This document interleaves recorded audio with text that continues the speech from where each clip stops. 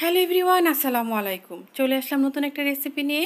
আমার আজকের রেসিপি হলো ছোট চিংড়ি মাছ দিয়ে কচি মিষ্টি কুমড়া। আর এই রান্নাটা আমরা কম বেশি সবাই রান্না করতে পারি, তবে স্বাদের একটু ভিন্নতা আনতে হলে একটু ডিফারেন্টভাবে রান্না করতে হয়। আর সেটাই হচ্ছে আপনাদের সাথে শেয়ার করব। আর হোপফুলি সবার আজকের রেসিপিটা অনেক ভালো লাগবে। আর ভিডিওটি স্কিপ না করে প্রথম থেকে শেষ পর্যন্ত দেখার জন্য সবার কাছে অনুরোধ রইল। আর অবশ্যই একটা লাইক এবং কমেন্টস করতে ভুলবেন না। তো চলুন দেখে নেওয়া যাক কীভাবে আমি রান্না করি।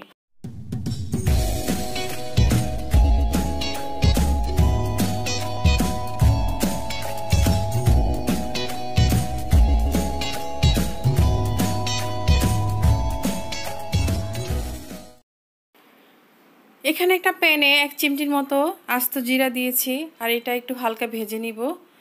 দেন আমি কিছু গোটা মশলা দিয়েছি, 2টো দারুচিনি, 2টো এলাচ এবং একটা তেজপাতা। আর এটুকুতেই এনাফ, এর চেয়ে বেশি দেওয়া লাগবে না।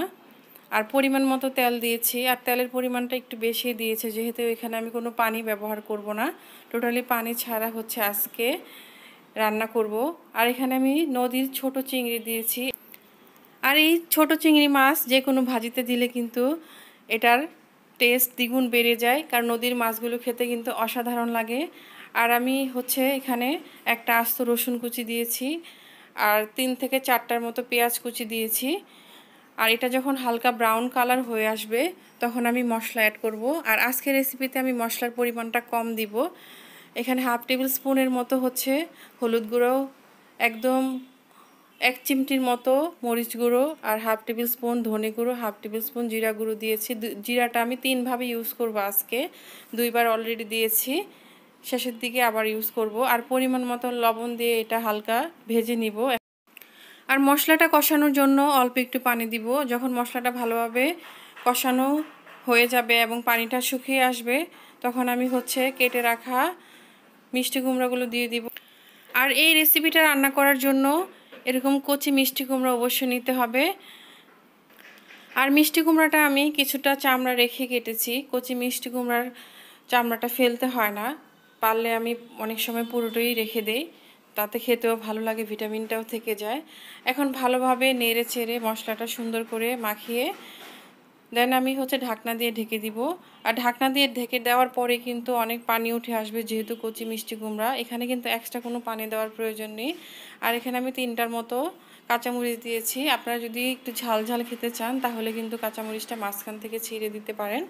আর আমার যেহেতু বাচ্চারা এই জিনিসটা অনেক পছন্দ করে, যার কারণে আমি সব তরকারিতেই আপনারা দেখতেই পারেন যে হচ্ছে আমি আস্ত কাঁচামরিচ অ্যাড করি, সহজে দেই না কাঁচামরিচটা ছিঁড়ে।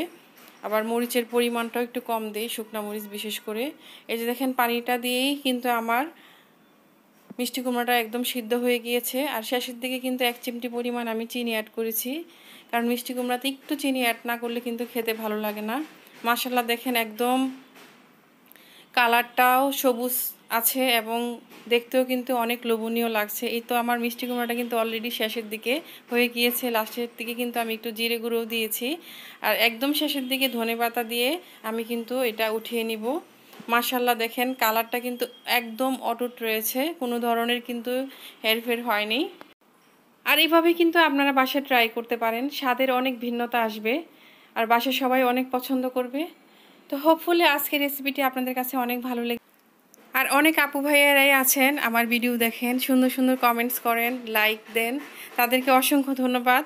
আর যারা নতুন আছেন কিংবা হচ্ছে এখনও লাইক কমেন্টস করেননি কিংবা হচ্ছে আমার চ্যানেলটি সাবস্ক্রাইব করেননি, প্লিজ আমার চ্যানেলটি সাবস্ক্রাইব করে দিবেন এবং একটা লাইক এবং একটা কমেন্টস করতে ভুলবেন না, কারণ একটা লাইক আমার এই ভিডিওটি অনেক দূরে নিয়ে যেতে পারে এবং অনেকের কাছে পৌঁছে দিতে পারে। সবাইকে আবার অসংখ্য ধন্যবাদ নিজের মূল্যবান সময় নষ্ট করে আমার ভিডিওটি দেখার জন্য।